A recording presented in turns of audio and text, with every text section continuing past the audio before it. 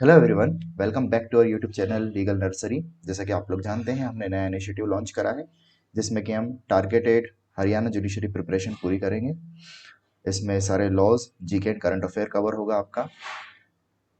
तो हमने कल देखा था urban rent control and eviction of tenants act 1973 का फर्स्ट पार्ट, जिसमें कि हमने डेफिनेशन क्लॉज कवर कर लिया था। सेक्शन 3 हो गया था। आज सेक्शन 4 से स्टार्ट करते हैं, लेकिन स्टार्ट करने से पहले आप हमारे इस इनिशिएटिव को सपोर्ट करने के लिए चैनल को सब्सक्राइब करें, वीडियो को लाइक करें, शेयर करें और कमेंट करके रिस्पॉन्स करें कि आपको वीडियो कैसा लग रहा है। ओके, चलिए स्टार्ट करते हैं।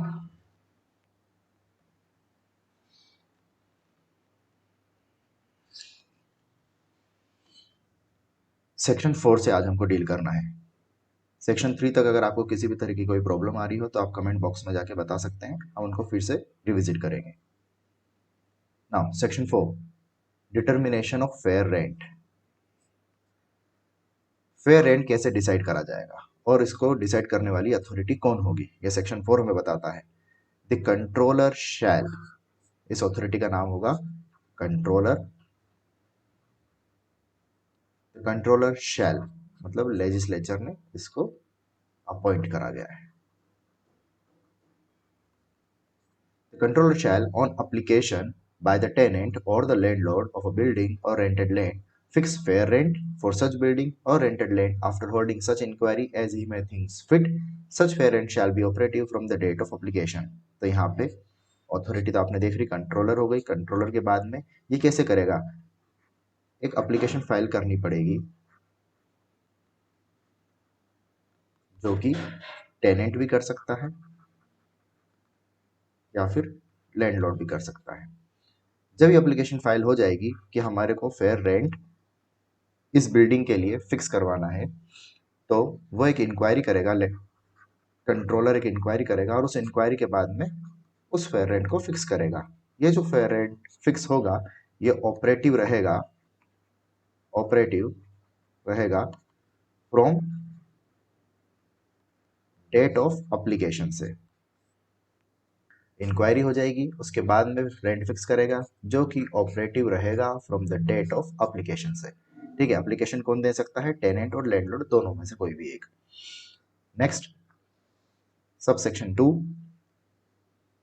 in fixing the fair rent under this section the controller shall first determine the basic rent which shall be।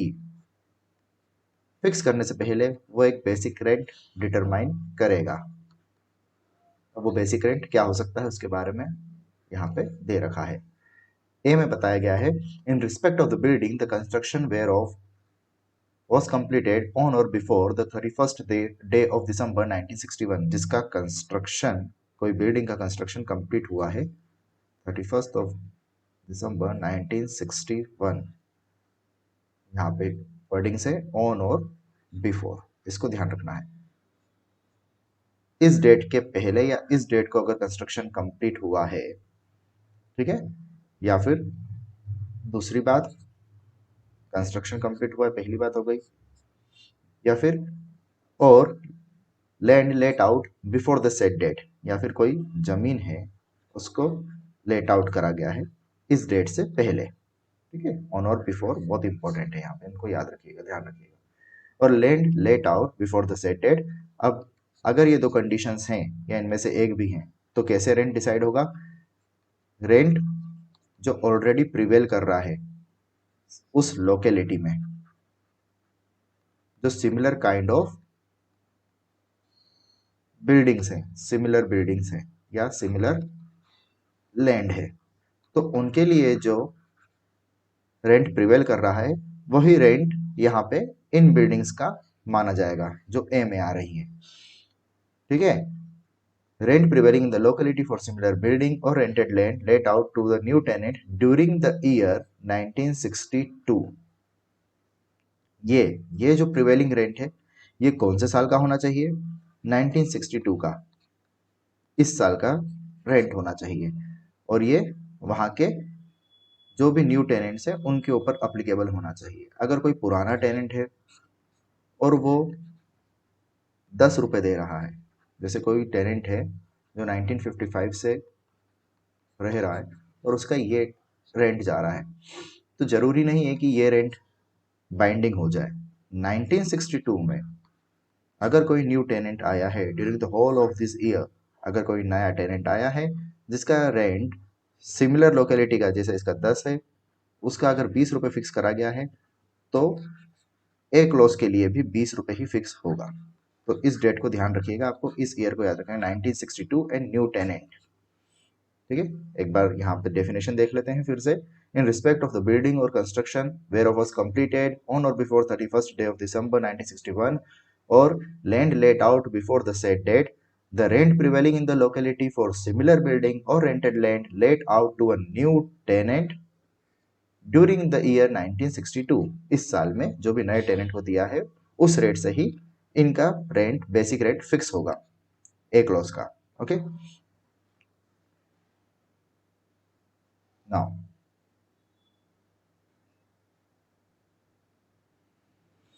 B clause हमारा जो आ जाता है, बी बोलता है in respect of the building the construction whereof is completed after the 31st। हमने यहाँ पे देखा था, यहाँ पे बिफोर लिखा हुआ था, अब बी क्लॉज हमारे को बोलता है आफ्टर वाली बात। उसके बाद क्या होगा, after the 31st day of December 1961 और लैंड लेट आउट, यानी बिल्डिंग कंस्ट्रक्ट हुई है या फिर लैंड लेट आउट करा है आफ्टर डेट डेट 1961 के बाद में, the rent agreed upon between the landlord and the tenant preceding the date of the application, the rent agreed upon between the landlord and the tenant preceding the date of application or where no rent has been agreed upon, the basic rent shall be determined on the basis of the rent prevailing in the locality for similar building।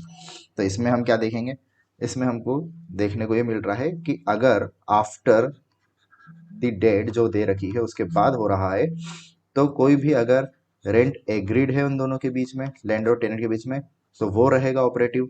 और अगर ऐसा नहीं है कि कोई rent agree नहीं हुआ है तो, और where no rent has been agreed, तो ऐसे में क्या रहेगा, जो भी उस लोकेलिटी में सिमिलर काइंड ऑफ बिल्डिंग का रेट प्रिवेल कर रहा है उसी को हम बेसिक रेंट मान लेंगे। On the basis of the rent prevailing in the locality for similar building or rented land at the date of application, किस डेट से, डेट ऑफ एप्लीकेशन। अब यहाँ पे डिफरेंस क्या आ गया है, डिफरेंस देख लेते हैं। ए में हमको बताया गया है 1962 वाला, ये डेट दी गई है हमको, इसके हिसाब से बेसिक रेंट डिसाइड करा जाएगा। और बी में हमको क्या बोला गया है कि कब से डिसाइड करा जाएगा, फ्रॉम डेट ऑफ एप्लीकेशन से। देख लेते हैं एक बार। During the 1962 and here locality for similar building और rented land at the date of the application, जो उस डेट को प्रिवेल कर रहा है जो है वो रहेगा। ये नहीं कि एक साल बाद या एक साल पहले की बात बता रहे हैं, या आपने एप्लीकेशन भले ही 61 में दी है या 62 में दी है तो जो रेट 63 में प्रिवेल करेगा उस हिसाब से रहेगा ना, from the date of application. ठीक है, ये समझ आ गया। नेक्स्ट देखते हैं सब क्लॉज 3।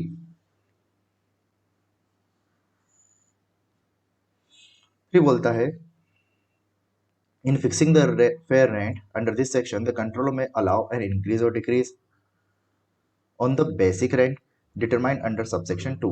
जो भी सबसेक्शन 2 ए बी में डिटरमाइन करा गया है उसमें इंक्रीज कर सकता है और डिक्रीज कर सकता है, नॉट एक्सीडिंग 25%। ये सीलिंग लिमिट दे रखी है, not exceeding 25% of the rise और fall in the general level of prices since the date of agreed rent or the date of the application, as the case may be, in accordance with the average of all India wholesale price index numbers as determined by the government of India for the calendar year immediately preceding the date of application। अब वो क्या कर सकता है, increase कर सकता है, decrease कर सकता है, काय में बेसिक रेंट जो सब सेक्शन 2 में उसने फिक्स करा है, लेकिन उसकी मैक्सिमम लिमिट क्या होगी, 25%। 25% से ज़्यादा ना इंक्रीज कर सकता है ना डिक्रीज कर सकता है। इंक्रीज कब करेगा, अगर होलसेल प्राइस इंडेक्स में राइज हो रहा है तो। सिमिलरली डिक्रीज कब करेगा, अगर होलसेल प्राइस इंडेक्स में फॉल हो रहा है तो। General level of prices since the date of agreed rent, कौन सी डेट को, डेट ऑफ एग्रीड रेंट, ठीक है, और date of application as the case में be in accordance with the average of all India wholesale price index. General level of prices जो रहती है वो होलसेल प्राइस इंडेक्स के हिसाब से ही डिटरमाइन करी जाती है। होलसेल प्राइस इंडेक्स और कंज्यूमर प्राइस इंडेक्स दो टर्मिनोलॉजी है जो कि इकोनॉमिक्स में पढ़ने में आती है। ये यूजुअली होलसेल प्राइस इंडेक्स जो होता है ये एक लार्जर स्केल पे रहता है और consumer price index usually retail पे मानी जाती है। कंज्यूमर प्राइस इंडेक्स पे गुड्स एंड सर्विसेज बहुत काउंट होते हैं, जबकि होलसेल प्राइस इंडेक्स पे सिर्फ गुड्स काउंट होते हैं। ठीक है, इनका डिफरेंस आप चाहे तो देख सकते हैं, वैसे सच नेसेसरी नहीं है हमारे को ये। तो बस इतना याद रखना है कि जो भी होलसेल प्राइस इंडेक्स में राइज फॉल हो रहा है उस हिसाब से मैक्सिमम 25% वो इंक्रीज कर सकता है बेसिक रेट में या डिक्रीज कर सकता है। Next, notwithstanding that the fair rent for building or rented land has been fixed under the East Punjab Urban Rent Restriction Act 1949, a landlord or tenant of such building or rented land shall be entitled to get its fair rent fixed under this section। अगर कोई rent fix भी कर दिया गया है eastern Punjab के लिए इस एक्ट के अंदर 1949, तो भी इस प्रोविजन के अंदर आपके सेक्शन 4 के अंदर वो इंटाइटल्ड है फेयर रेंट के लिए। ऐसा नहीं कि उसको डिबार कर दिया जाएगा, वो फेयर रेंट के लिए इंटाइटल्ड है। अगला, notwithstanding anything contained in this act, the controller may fix the fair rent on the basis of the compromise arrived। कैसे कर सकता है, मैनर बताया गया, कंट्रोलर में fix on the basis of the compromise arrived at between the parties to the suit. एक चीज ये बताई गई है कि अगर किसी तरह का कोई कॉम्प्रोमाइज हुआ है लैंडलॉर्ड टेनेंट के बीच में, तो कंट्रोलर उसको कंसिडर करते हुए basic rent fair rent fix कर सकता है, डिटरमाइन कर सकता है। ठीक है, लेकिन ये जो रेंट रहेगा, such rent shall be binding only between the parties and their heirs. ये जो भी रहेगा ये बाइंडिंग रहेगा किन के बीच में, जो भी पार्टी है एंड देयर हेयर्स। मतलब ए लैंडलॉर्ड है, बी टेनेंट है, तो ए के जो आपके लीगल हेयर्स हुए, बी के जो आपके लीगल हेयर्स हुए, ये इन दोनों के बीच में, इन दोनों के बीच में ऐसे बाइंडिंग रहेगा। ये नहीं कि कल को ये बी टेनेंट हट जाता है और सी जो है तो सी के ऊपर अप्लीकेबल रहेगा, सी के ऊपर नहीं रहेगा। ठीक है, तो हमारा सेक्शन 4 कंप्लीट हुआ। सेक्शन 5 में देखते हैं क्या लिखा। सेक्शन 5 बोलता है revision in fair rent in certain cases. जो फेयर रेंट फिक्स कर दिया है सेक्शन 4 में, उसका रिवीजन किस तरह से होगा। When the fair rent of a building on rented land has been fixed under subsection 4, जो फिक्स कर दिया गया है, no further increase or decrease in such fair rent shall be permissible for a period of 5 years। ये ध्यान रखने वाली बात है, एक बार जो फिक्स कर दिया है उसके बाद में इंक्रीज या डिक्रीज नहीं होगा। कितने साल के लिए, 5 साल के लिए। उसके बाद में अगर 1962 में फिक्स कर दिया है तो 67 तक ना इंक्रीज होगा ना डिक्रीज होगा।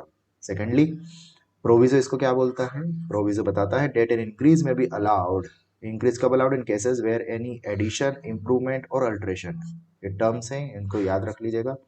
एडिशन, इंप्रूवमेंट और alteration has been carried out at the expense of the landlord,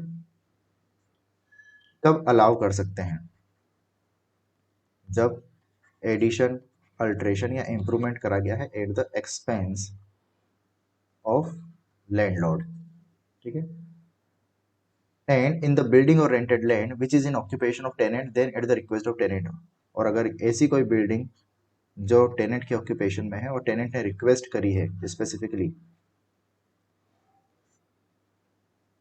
improvement, alteration और एडिशन के लिए, तो जो भी उसका एक्सपेंस हुआ है वो सब भी मिला के हम मतलब इसको परमिसिबल है कि इंक्रीज कर सके रेंट को। Okay, next, provided further that the decrease may be allowed in case where there is a decrease or diminution in the accommodation or amenities provided। decrease कब allowed है? जो भी आपकी accommodation है उसमें किसी तरीके की कमी आई है, नुकसान आया है, या जो आप सुविधाएं दे रहे थे, amenities दे रहे थे, वो कम कर दिए, खत्म कर दी गई। Sorry. Further that the decrease may be allowed in case where there is a decrease of diminution in the accommodation or amenities provided। ठीक है, ये हो गया। तो इंक्रीज कब कर सकते हैं? अगर कोई एडिशन, अल्ट्रेशन या इंप्रूवमेंट करा गया है लैंडलॉर्ड ने अपने एक्सपेंसेस पे, और अगर जहां पे वो ये अल्ट्रेशन, एडिशन, इंप्रूवमेंट कर रहा है वो at that time is in the occupancy of a tenant, तो टेनेंट अगर रिक्वेस्ट करता है तो ऐसे केस में वो अलाउड करा जाएगा उसको कि वो अपना रेंट इंक्रीज कर सके, फेयर रेंट इंक्रीज कर सके through controller. Now any dispute between the landlord and the tenant in regard to any increase or decrease under this section shall be decided by the controller। अगर किसी तरह का कोई भी डिस्प्यूट होता है काय में, इंक्रीज में या डिक्रीज में, तो इसको डिटरमाइन कौन करेगा? कंट्रोलर। ठीक है, क्लियर हो गया? अगला सेक्शन देख लेते हैं। सेक्शन 6 क्या बोलता है?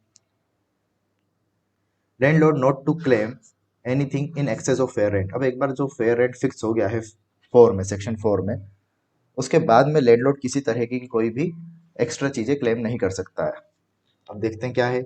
Save as provided in this act when the controller has fixed the fair rent of a building or rented land under section 4, fix कर दिया है, the landlord shall not claim और रिसीव, ना क्लेम कर सकता है ना ही ले सकता है, क्लेम और रिसीव एनी प्रीमियम और other like sum in addition to fair rent और rent in excess of such fair rent. ना तो क्लेम कर सकता है ना रिसीव कर सकता है किसी तरह की कोई प्रीमियम या उसी जैसा कोई दूसरा एक अमाउंट एडिशन के, जो कि फेयर रेंट के अलावा हो या फेयर रेंट से ज्यादा हो। बट द लैंडलॉर्ड में stipulate for and receive in advance an amount not exceeding 1 months rent. लेकिन इसका मतलब ये नहीं है कि लैंडलॉर्ड 1 महीने से ज्यादा का एडवांस, 1 महीने तक का एडवांस नहीं ले सकता। 1 मंथ का एडवांस परमिसिबल है, लेकिन अगर 1 मंथ से एक्सेस हुआ, एक्सीड हुआ, तो नॉट परमिसिबल। इसको याद रखिएगा। Advance up to 1 month of rent. Any agreement for the payment of any sum in addition to fair rent और rent in excess of fair rent shall be null and void. अगर कोई agreement करा गया है जिसमें कि fair rent से increased sum की बात करी गई है, तो ऐसा एग्रीमेंट वॉइड कहलाएगा। जो फेयर रेंट है वही होगा, भले ही लैंडलॉर्ड और टेनेंट के बीच में एग्रीमेंट हो जाए कि फेयर रेंट हमारा 3,000 रुपये है, लेकिन हम 5,000 रुपीज़ इसको फिक्स करते हैं, तो वो वॉइड हो जाएगा। अगर कल को जाके टेनेंट बोले कि नहीं मैं ये नहीं देना चाहता, अगर वो दे रहा है तो कोई इशू नहीं है, लेकिन अगर वो नहीं देना चाहता है तो फिर वो वॉइड हो जाएगा। लैंडलॉर्ड ये नहीं बोल सकता कि हमने एग्रीमेंट करा था। ठीक है, तो पहला क्लॉज इसका हो गया कि वो किसी भी तरह का ना कोई क्लेम कर सकता है ना रिसीव कर सकता है anything in excess of fair rent. लेकिन अगर उसने स्टिपुलेट करा है तो वो 1 महीने तक का एडवांस रेंट रिसीव कर सकता है, 1 महीने तक का, बस, इससे ज़्यादा नहीं। और अगर कोई एग्रीमेंट है जो कि इंक्रीज्ड फेयर रेंट के लिए है तो वो नल एंड वॉइड हो जाएगा। ये हो गया सेक्शन 6। सेक्शन 6 से देखते हैं deposit of fair rent. Notwithstanding anything to the contrary contained in any law for the time in force, if a landlord refuses, ये बात करता है कि टेनेंट रेंट कैसे डिपॉजिट कर सकता है ना। अगर उसे किसी तरह की डिफिकल्टीज आ रही है तो उसे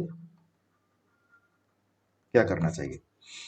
तो अगर if landlord refuses to receive, landlord मना कर देता है रेंट लेने से या फिर ग्रांट रिसिप्ट, रिसिप्ट देने से मना कर देता है, रेंट ले लेता है लेकिन रिसिप्ट नहीं देता है। For any rent payable in respect of the building और rented land when tendered to him by the tenant, जब टेनेंट उसको पे करता है, the tenant may apply, tenant क्या करेगा फिर, में अप्लाई, किस चीज के लिए अप्लाई करेगा,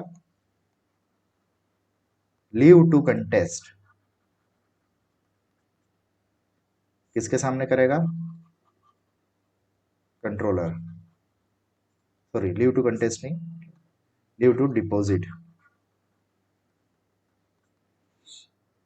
we apply to the controller for leave to deposit the rent in his office, कि मैं आपके ऑफिस में जमा कर देता हूँ। The controller shall receive the deposit, controller फिर उस डिपॉजिट को रिसीव करेगा। If after examining the applicant he is satisfied that there is sufficient ground for the application, लेकिन डिपॉजिट कब लेगा, वो पहले एग्जामिनेशन करेगा एप्लीकेंट का कि सही में ऐसा कोई ग्राउंड भी है जिसके वजह से टेनेंट यहाँ पे डिपॉजिट करना चाहता है, किसी तरीके से एग्राइड हुआ है by the act of landlord. Now he is satisfied that there is sufficient ground for the application and if the applicant pays the fee, और अगर applicant डिपॉजिट के साथ साथ, डिपॉजिट प्लस फी, डिपॉजिट के साथ साथ फी पे करता है तो वो कंट्रोलर लैंडलॉर्ड को नोटिस भी इशू कर देगा कि मेरे पास डिपॉजिट आ गया है।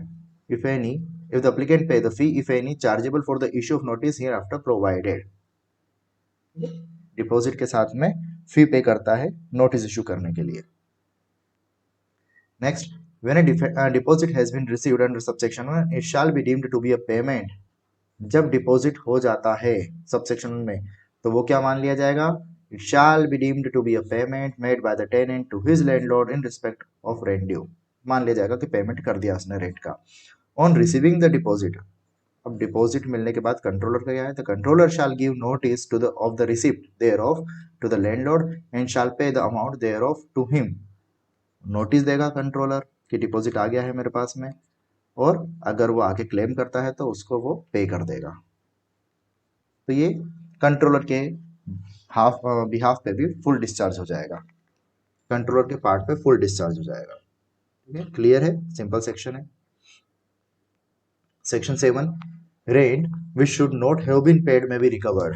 अब इसमें क्या होता है, वर्ड क्लियरली लिखे हुए, should not have been paid may be recovered, मतलब टेनेंट ने जो रेंट नहीं देना चाहिए था उसके एक्सेस में दे दिया है तो वो रिकवर करने के लिए इंटाइटल्ड है।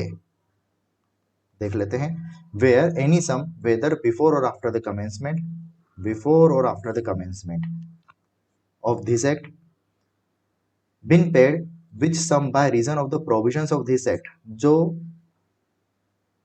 इस एक्ट के प्रोविजंस के वजह से एक्सेस में काउंट होने लग गया है, should not have been paid such sum shall at any time within a period of 6 months, वापस देख लेते हैं, where any sum has whether before or after the commencement of this act has been paid which sum by reason of the provisions of the act should not have been paid which sum shall at any time within a period of 6 months after the date of payment be recoverable by the tenant from the landlord।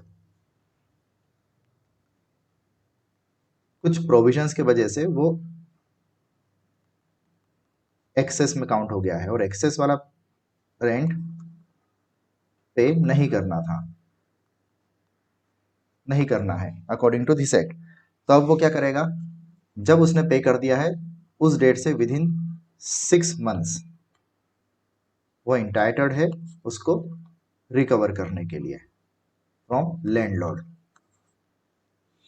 After the date of payment be recoverable by the tenant from the landlord who received the payment or his legal representative, अगर landlord या legal representative तो उनसे recover कर लेगा, and may without prejudice to any other method of recovery,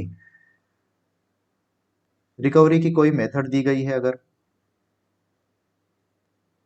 तो without prejudice to that method of recovery, उसके अलावा वो क्या कर सकता है, वो जो रेंट उसको आगे के समय देना है, आगे के महीनों के लिए देना है, उसमें से वो डिडक्शन कर सकता है वो अमाउंट जो उसने एक्सेस में दे रखी है, और ये सारी चीजें उसको 6 मंथ्स के अंदर अंदर करनी है।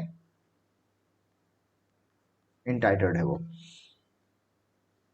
And may without prejudice to any other method of recovery be deducted within such 6 months by such tenant from any rent payable by him to such landlord। जो rent उसको payable है उसमें से वो deduction कर लेगा।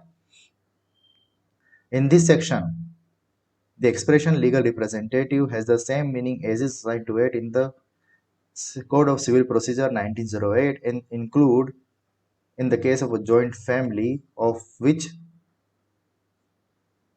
The deceased person was a member. ठीक है, जो सीपीसी में डेफिनेशन दी गई है वही लीगल रिप्रेजेंटेटिव यहाँ पे आएंगे। ये सेक्शन 7 हो गया है, ये भी सिंपल था। बस ये टाइम ड्यूरेशन याद रखिएगा, 6 मंथ्स के अंदर अंदर जो भी एक्सेस में दिया गया है वो रिकवर कर सकता है वो। सेक्शन 8, सेक्शन 8 क्या बोलता है आपका? Increase of rent on account of payment of rates etcetera of local authority. चलिए देख लेते हैं इसको। On account of payment of rates, etc. of local authority, notwithstanding anything contained in any other provisions of this act। ठीक है, इसको यहाँ पे छोड़ो। A landlord shall be entitled to increase, काय के लिए entitled है landlord? Increase के लिए, increase the rent of a building or rented land if after the commencement of the commencement of tenancy, a fresh rate, cess, or tax is levied in respect of the building or rented land by any local authority, or if there is an increase in the amount of such rate, cess, or tax being levied at such commencement of this act।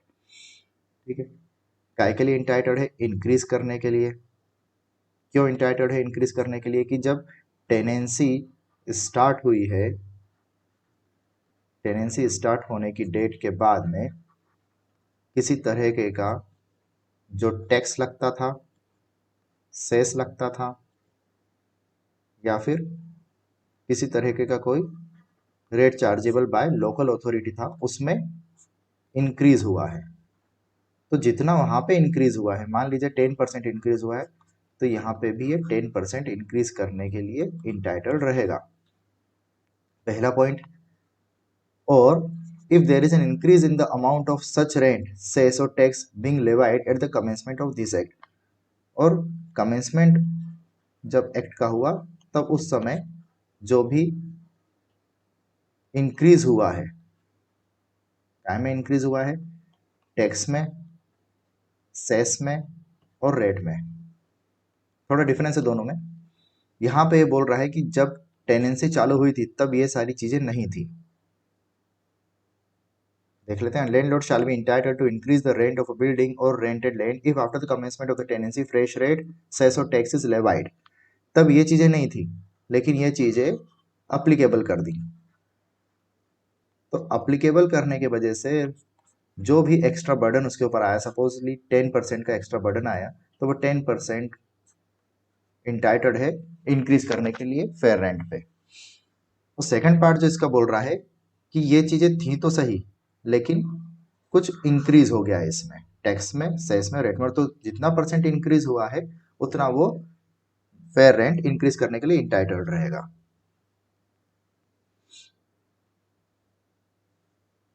Secondly, provided that an increase in rent shall not exceed the amount of any such rate,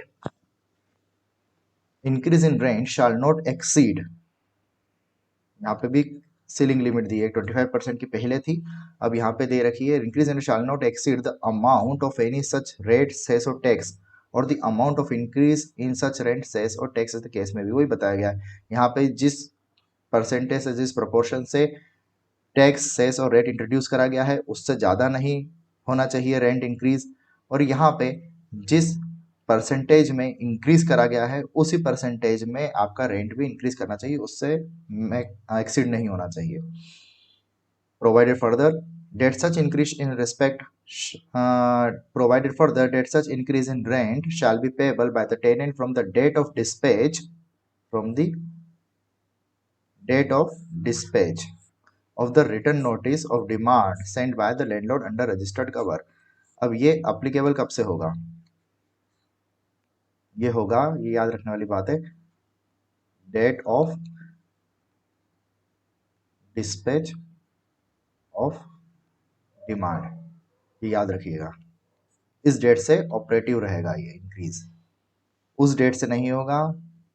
अगर आपके सामने question आता है कि date of receipt of notice, तो इस date से applicable नहीं, ये गलत ऑप्शन है, ये सही रहेगा। इस बात को याद रखिएगा, डिस्पैच ऑफ डिमांड नोटिस। ठीक है, आगे देखते हैं। Notwithstanding anything contained in any law for the time being in force or in any contract, no landlord shall recover from his tenant the amount of any rent, cess or tax or any portion thereof in respect of the building or rented land occupied by such tenant by any increase in the amount of the rent payable or otherwise, save as provided subsection 1। जैसा subsection 1 में बोला गया है बस उसी हिसाब से वो इंक्रीज करने के लिए इंटाइटल्ड है। अगर उसके अलावा कोई चीज़ हो रही है, किसी भी तरह से कोई रेट, सेस और टैक्स हो रहा है, इंक्रीज हो रहा है, इंट्रोड्यूस हो रहा है, जो सबसेक्शन 1 में नहीं दे रखा है, तो ये इंटाइटल्ड नहीं रहेगा रेंट में एड ऑन करने के लिए। इस पूरे पार्ट में बस इतना इंपॉर्टेंट है, save as provided subsection 1। Otherwise पूरा नेगेटिव फॉर्म में है कि उसके अलावा वो रिकवर नहीं कर सकता। Section 9, if the amenities of electricity, sewerage और tap water supply have been made available in any locality by the state government और लोकल अथॉरिटी, अगर स्टेट गवर्नमेंट और लोकल अथॉरिटी में से किसी ने ये फैसिलिटीज प्रोवाइड कराई गई हैं, तो tenant of such locality shall be entitled to the enjoyment thereof subject to the provisions hereafter contained। आगे के प्रोविजंस को ध्यान में रखते हुए वो enjoyment के लिए entitled रहेगा, इन सारी चीजों की, इन फैसिलिटीज को अवेल कर सकेगा। Electricity, sewerage, tap water. देखते हैं subsection 2। If the landlord at the return request, अगर लैंडलॉर्ड को रिटर्न रिक्वेस्ट करी गई है टेनेंट के द्वारा और वो fails to agree in writing to provide all और any of the amenities provide कराने से एग्रीमेंट नहीं, मतलब एग्री नहीं करता है within the period of 30 days, 30 days के अंदर अंदर एग्री नहीं करता है on the return request of tenant, या फिर और फेल टू प्रोवाइड, या फिर एग्री की बात नहीं करते हुए वो प्रोवाइड ही नहीं कराता है, एग्री कर भी लेता है या नहीं भी करता है और प्रोवाइड नहीं कराता है within the period of 90 days from such request से 90 डेज के भीतर भीतर वो प्रोवाइड ही नहीं कराता है, तो the tenant may apply to the controller for that purpose, controller को अप्लाई करेगा टेनेंट।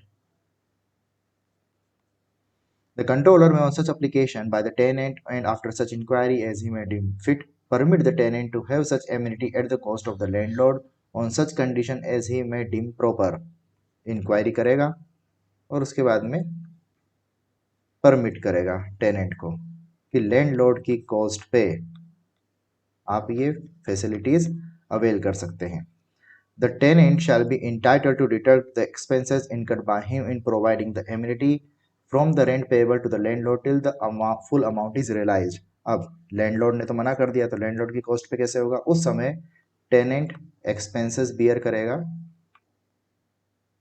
और बाद में जो रेंट उसको लैंडलॉर्ड को पे करना है उसमें से वो डिडक्ट कर लेगा।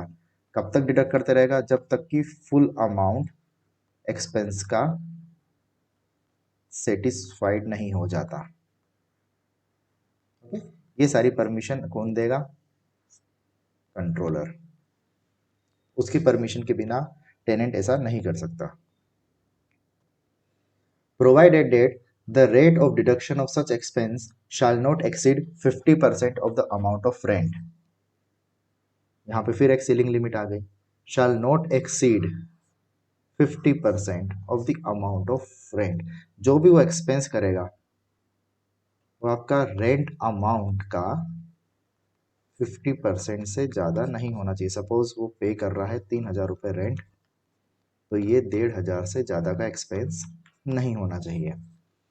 आगे देखते हैं, provided further that the controller may reject may reject the application if is satisfied that such an order will cause undue hardship to the landlord, keeping in view his source of income, or would involve expenditure incommensurate with the benefits sought to be achieved. ठीक है, reject कर सकता है application को अगर उसको लगता है कि ये अनड्यू हार्डशिप या और किसी तरह का हार्डशिप या प्रॉब्लम, डिफिकल्टी लैंडलॉर्ड के लिए बन जाएगी, क्योंकि इनिशियली रिकवरी तो लैंडलॉर्ड, बाद में रिकवरी तो लैंडलॉर्ड से ही होगी, और लैंडलॉर्ड की अगर सोर्स ऑफ इनकम इतनी नहीं है कि वो टाइम बिंग इन चीज़ों में इन्वेस्ट कर सके, तो ये उसके लिए प्रॉब्लमेटिक हो सकता है। इसलिए अगर वो देखता है कि नहीं ये लैंडलॉर्ड के लिए प्रॉब्लमेटिक है, तो वो एप्लीकेशन को रिजेक्ट कर सकता है।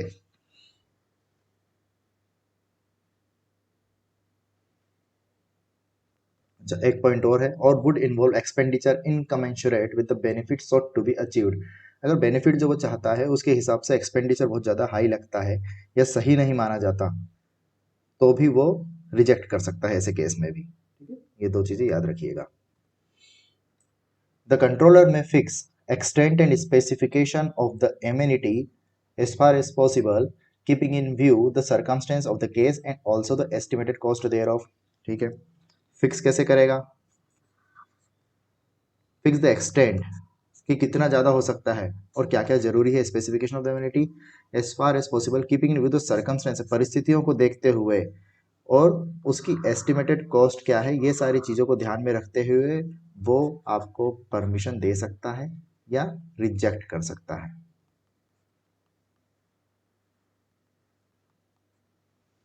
या फिर एक्सटेंट फिक्स करता है कि बस यहीं तक आपको एक्सपेंडिचर इनकर्ड करना है। After the amenity has been provided, the tenant shall immediately thereafter send the detail of the expenses incurred by him to the landlord। जैसे ही एमिनिटी उसको मिल गई टेनेंट को, एक्सपेंसेस भी उसने लगा दिए कर दिए, उसके बाद में तुरंत बाद उसको लैंडलॉर्ड को एक नोटिस भेजना पड़ता है बताने के लिए कि इतना इतना खर्चा हुआ है और ये एमिनिटीज अवेल कर ली है। Details of the expenses, okay, details of the expenses incurred by him to the landlord. आगे, in case of a dispute as regard the quantum of the amount spent for providing the amenity, the same shall be decided by the controller after inquiry on application made to him। ठीक है, अगर किसी तरह का कोई dispute आता है कि लैंडलॉर्ड को लगता है कि ज़्यादा एक्सपेंस कर दिए हैं in regard to such amenity, उस एमिनिटी के लिए कुछ ज़्यादा ही एक्सपेंस कर दिए हैं और इतने नहीं लगते हैं, तो अगर ऐसा कोई डिस्प्यूट आता है तो ये कंट्रोलर के सामने जाएगा और कंट्रोलर डिसाइड करेगा ऑन अप्लीकेशन ऑफ इधर पार्टी। या फिर और कोई डिस्प्यूट आता है जिसमें लैंडलॉर्ड बोलता है नहीं मैं इतना पैसा जो आपने एक्सपेंसेस करा है मैं नहीं दे पाऊंगा, मुझे ज़्यादा लग रहा है, तो टेनेंट भी एप्लीकेशन फाइल कर सकता है ऑन एनी अदर पार्टी, इधर पार्टी। ठीक है, the landlord shall be entitled to enhance the rent of the building, shall be entitled, landlord shall be entitled to enhance the rate of the building or rented land to the extent of 8% per annum of the amount spent for providing such amenity from the date of amenity is provided। Landlord 8% per annum की rate से जो भी rent है वो enhance कर सकता है ताकि जो भी उसको एक्सपेंसेस लगे हैं उसकी रिकवरी हो जाए। रिकवरी हो जाए मतलब नॉट अ लमसम रिकवरी, अगर उसने जो भी एक्सपेंस करे हैं और उसको लगता है कि ये एमिनिटी जो दी गई है इस बिहाफ पे रेंट में कुछ इंक्रीज करना चाहिए, तो उसकी सीलिंग लिमिट बताई गई है 8%। तो एमिनिटीज के हिसाब से आप हमेशा याद रखिएगा 8% से ज़्यादा वो रेंट इंक्रीज नहीं कर सकता है। Provide a date where the tenant has initially incurred the expense for providing such amenity, the enhancement of rent shall not be allowed till the amount spent by the tenant has been realized। अब अगर यहाँ पे initially खर्चा उठाया है tenant ने, तो जब तक उसको सेटिस्फाइड नहीं कर दोगे उसके एक्सपेंसेस के लिए, तब तक आप रेंट इंक्रीज नहीं कर सकते। ठीक है, पहले आपको सेटिस्फाइड करना पड़ेगा, उसके बाद ही रेंट इंक्रीज होगा। ऐसा नहीं कि आपने उसको पैसा नहीं दिया और रेंट भी बढ़ा दिया। ठीक है, चलिए आज के लिए बस इतना ही देखते हैं। आगे का सेक्शन फ्रॉम सेक्शन 10 ऑनवर्ड्स हम अगले लेक्चर में देखेंगे। तब तक के लिए आप अपनी तैयारी चालू रखिए और जो भी मैं बताते जा रहा हूँ उसको रिवाइज करते रहिए, मेमोराइज करिए अच्छे से, ताकि जब तक अपने लेक्चर चलते रहे तब तक आपका ये वाला जो एक्ट है ये बहुत अच्छे से कंप्लीट हो जाए। जैसे मैं बता रहा हूँ पार्ट पार्ट में धीरे धीरे से, वैसे ही तैयारी करिए और हमको सपोर्ट करिए through subscribing our channel and like and sharing the videos. Thank you so much.